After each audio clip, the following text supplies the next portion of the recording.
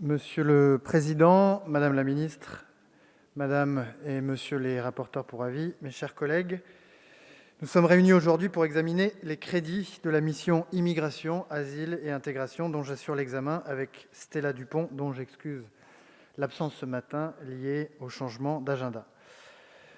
Dans le projet de loi de finances, ces crédits s'établissent à 1,8 milliard d'euros en autorisations d'engagement et 1,9 milliard d'euros en crédits de paiement.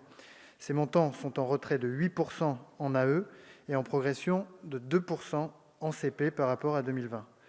Ces crédits s'inscrivent dans un contexte profondément modifié par la pandémie et se distinguent tout à la fois par des éléments de changement et des éléments de continuité. La modification du contexte migratoire est nette et résulte directement de la situation sanitaire.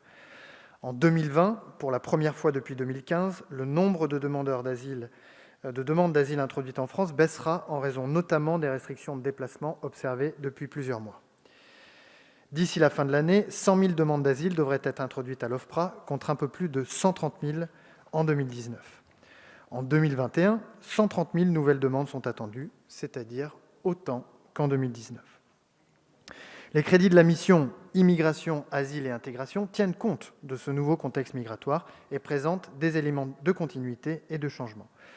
En matière de politique de l'asile, la continuité se traduit par la permanence des moyens élevés accordés à l'Office français de protection des réfugiés et apatrides. Pour la deuxième année consécutive, le budget de l'OFPRA sera supérieur à 90 millions d'euros, alors qu'il n'était que de 65 millions d'euros en 2017. Les recrutements effectués par l'OFPRA devraient permettre à cet établissement de rendre 170 000 décisions en 2021 contre 115 000 en 2018, ce qui favorisera une réduction sensible du délai de traitement des demandes d'asile. En matière de lutte contre l'immigration irrégulière, la continuité se traduit par la poursuite de la croissance des moyens. Les investissements dans la rénovation et l'extension des centres de rétention administrative sont confirmés et 1 500 places seront créées par la mission Plan de relance dans les centres de préparation au retour. Le développement attendu des éloignements aidés constitue un point de satisfaction pour moi, puisqu'il prend en compte certaines recommandations que nous avions formulées avec Alexandre Holroyd il y a un an de cela. La politique de l'asile connaît cependant deux évolutions importantes. La première tient à la création de 4 500 places supplémentaires d'hébergement, dont 500 au titre de la mission Plan de relance. Un an après avoir mis l'accent sur le recrutement en faveur de l'OFPRA, le projet de loi de finances met l'accent sur le développement des capacités d'hébergement. La deuxième évolution importante tient au niveau des crédits de l'allocation pour demandeurs d'asile. Je vais insister sur ce point. Durant le printemps de l'évaluation, avec Stella Dupont, nous avons livré une analyse sans concession des erreurs systématiques de prévision budgétaire observées ces dernières années. Lors de la préparation de notre rapport, nous avons longuement et à plusieurs reprises interrogé le ministère de l'Intérieur sur ses hypothèses de construction du budget. Au terme de ces échanges, nous considérons que les hypothèses figurant dans le projet de loi de finances sont crédibles. La dépense prévue au titre de l'allocation pour demandeurs d'asile nous semble optimiste, mais plausible. Nous n'en serons pas pour autant moins vigilants les années à venir. De ce point de vue, nous félicitons que le ministère de l'Intérieur ait tenu compte des précédentes observations de la Commission des finances. La mission Immigration, Asile, Intégration ne se limite pas au droit d'asile et à la lutte contre l'immigration irrégulière. Cette mission comprend également des crédits en matière d'intégration. De ce point de vue, la continuité l'emporte au niveau des moyens et le très important effort financier accompli depuis 2017 se confirme.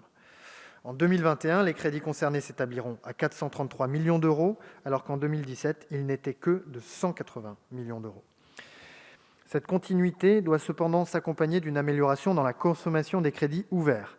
Sur le programme 104, l'enjeu budgétaire se situe autant au niveau de l'exécution des crédits qu'au niveau de leur ouverture.